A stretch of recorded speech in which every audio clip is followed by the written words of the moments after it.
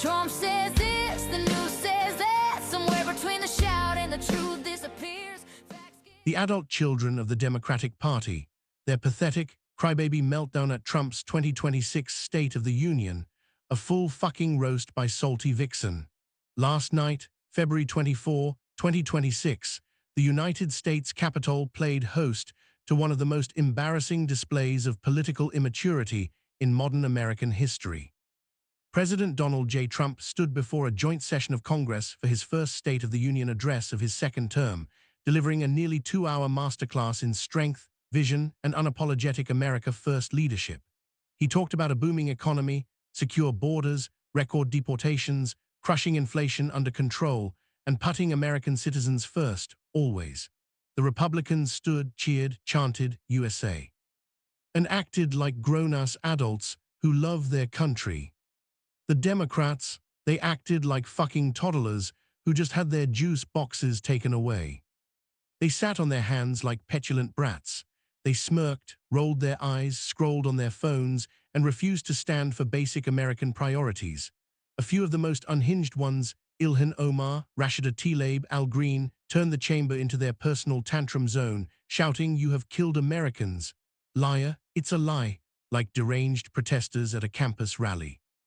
Al Green got himself escorted out, holding a ridiculous sign about "Black people aren't apes," because apparently Trump posting an old meme is more important than the actual border crisis. Dozens more boycotted entirely and held their little people's State of the Union pity party on the National Mall with celebrities and chants of "Abolish ICE." These are the same people who call themselves leaders. These are the same clowns who lecture us about democracy and norms. Last night they proved once again that the modern Democratic Party is nothing more than a daycare center for emotionally stunted, fact-allergic, power-hungry adult children. And the best part, their hypocrisy, their lies, and their social media meltdown afterward make the whole thing even more deliciously pathetic. Let's roast them properly, buckle up. Part 1, the Hypocrisy Hall of Fame, Obama's ICE versus Trump, cruelty. The single most laughable part of the entire night was the Democrats' collective meltdown over immigration and ICE. Trump talked about protecting American citizens first, about the record number of criminal illegal aliens his administration has removed, about ending sanctuary city madness, and about finally putting Americans ahead of invaders. And what did the blue side do? They sat there like statues, refusing to applaud the idea that our government should protect its own people. Newsflash, you absolute clowns. Barack Obama, the guy you still worship like a messiah, ran the most aggressive deportation machine in modern history. Obama's administration deported over 3.1 million people through ICE in 8 years. In fiscal year 2012 alone, they removed 409,000, a record at the time. Obama expanded ICE funding, ramped up interior enforcement, and proudly called himself the guy who was removing those who are here illegally. In 2010, he literally said in a speech that if we just stopped deporting people trying to earn a living, we'd see a surge in illegal immigration. He defended family separations when they happened under his watch. He had record numbers of removals, including parents with US-born kids. And what did Democrats do back then? They clapped, they cheered, they called him deporter-in-chief with a mix of pride and quiet acceptance because he was their guy. Media barely batted an eye, no mass protests in the streets calling him Hitler, no viral hashtags about kids in cages every single day, even though Obama built the cages.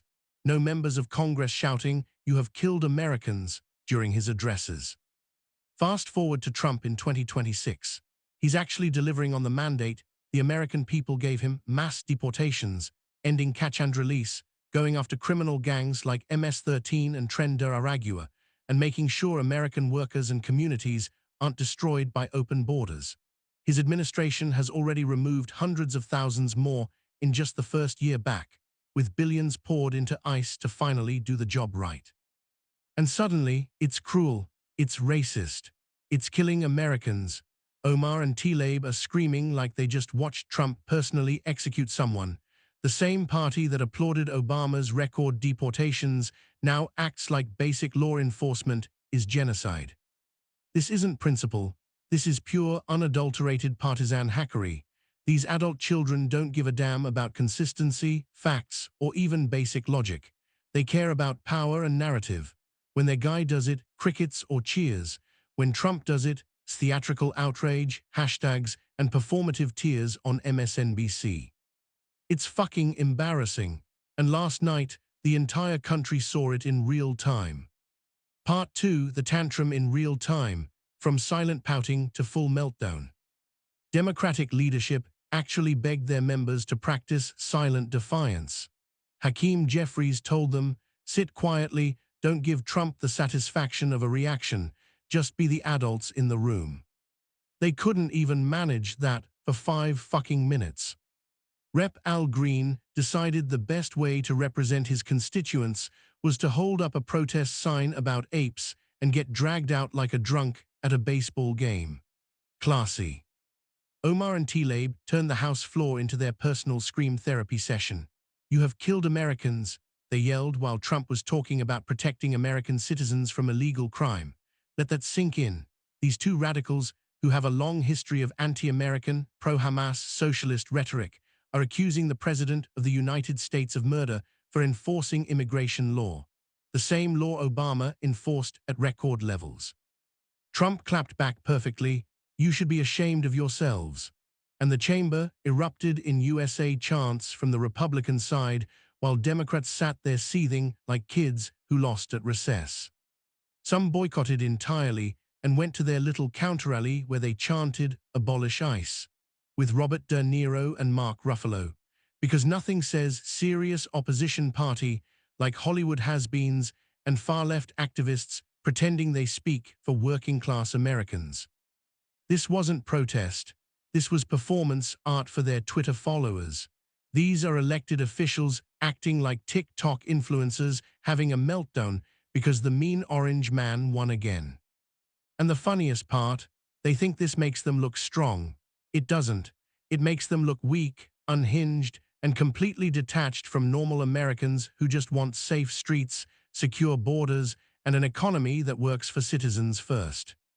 Part 3, the post-speech social media lie machine, why they keep spreading bullshit. Within minutes of Trump finishing his speech, the Democratic lie machine went into overdrive on X, TikTok, Instagram, and every blue-check echo chamber. Trump lied about the economy, mass deportations are racist, he's dividing the country, kids in cages again. The same tired, debunked garbage they've been peddling since 2015. Why do they do it? Because it works on the low-information voter, and the average human being simply does not have the time or interest to fact-check every single claim. The average American is busy working, raising kids, paying bills, and trying to survive. They see a headline from CNN or a viral clip from AOC or Jasmine Crockett saying Trump is lying again, and they think, well, probably.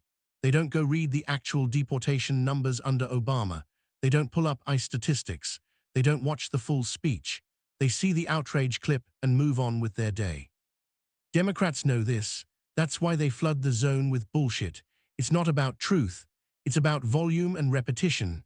Say the lie loud enough, often enough, from enough blue-check accounts, and it becomes common knowledge among their base and swing voters who aren't paying close attention. Last night's lies were especially pathetic because the hypocrisy was so fresh. They scream cruelty about Trump's deportations while ignoring Obama removed more people. They call Trump a threat to democracy while their own party tried to jail him, censor him, impeach him twice, and rig institutions against him for years. They claim he's destroying the economy while inflation is cooling, wages are rising for working people, and companies are reshoring because of his policies. It's laughable. It's actually hilarious how shameless they are. And the best part, the more they lie, the more normal Americans tune them out.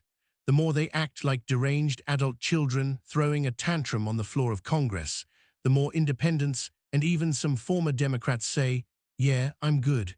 I'll stick with the guy who actually delivers." Part 4, the psychology of the low-information voter, why the lies stick. Let's be honest about human nature. Most people are not political junkies. They don't read policy papers. They don't follow congressional votes. They watch 60-second clips on their phone while waiting in line at Starbucks. Democrats have mastered weaponizing this reality. They know the average person will see Rashida Tlaib screaming, "Liar," and think Trump must have said something outrageous. They won't bother to rewind the speech and hear what he actually said, that the first duty of government is to protect its own citizens.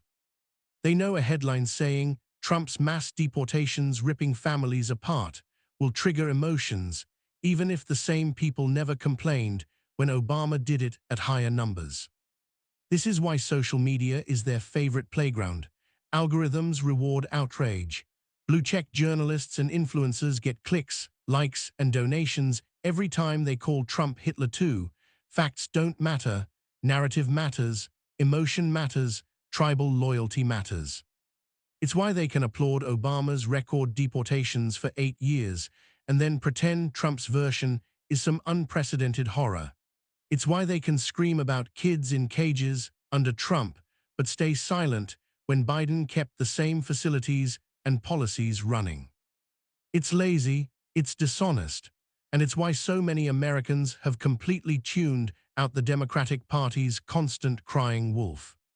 The adult children in the Democratic Party aren't just lying to us. They're banking on the fact that you're too busy to check. Part 5, the bigger picture, a party of perpetual victims and professional liars. Look at the broader pattern. This isn't a one-night tantrum. This is who they are now. They lost in 2024 because Americans rejected their open borders, inflation, crime, and cultural insanity. Instead of reflecting, they doubled down. They called Trump voters deplorables, garbage, threats to democracy. They tried lawfare, censorship, and endless investigations. And when none of it worked, they showed up to the State of the Union acting like spoiled rich kids who didn't get the pony they wanted. Last night was peak clown world. Members of Congress, grown men and women with staff, salaries, and security details, pouting, heckling, boycotting, and virtue signaling like they're in middle school. Meanwhile, Trump stood tall, laid out a clear vision, took the hits, and left the chamber with Republicans energized and the country reminded why they voted for him. The Democrats' strategy is now completely exposed. Lie, scream, play victim, repeat. Hope the average person doesn't look up the facts. Hope the media covers for them. Hope the low-information voter stays low information. It's not working anymore. Americans are waking up. They see the hypocrisy. They see the childish behavior. They see the endless lies on social media. And they're laughing because it's genuinely funny how pathetic it's become. The adult children had their meltdown last night. They embarrassed themselves on national television. They proved, once again, that they have no ideas, no principles, and no self-control. And the rest of us, we're moving forward with a president who actually puts America first. Cry harder, Democrats. The show was hilarious. Final roast, laughable does even cover it. To every Democrat who sat there with their arms crossed, who shouted like a toddler, who boycotted, who ran to social media to spread more lies, congratulations. You played yourselves. You had a chance to show dignity, to debate policy like adults, to put country over party for one night. Instead, you proved you're nothing more than a collection of emotionally fragile, fact-averse, power-obsessed children in expensive suits. The country watched, the country laughed, and the country remembered exactly why they rejected you in 2024 and will keep rejecting you in the midterms. Keep spreading those lies on social media. Keep hopping the average person won't fact-check. Keep acting like the petulant brats you are. We'll be over here winning, securing the border, growing the economy, and protecting American citizens, just like we voted for. The adult children had their tantrum. Now the grown-ups are back in charge.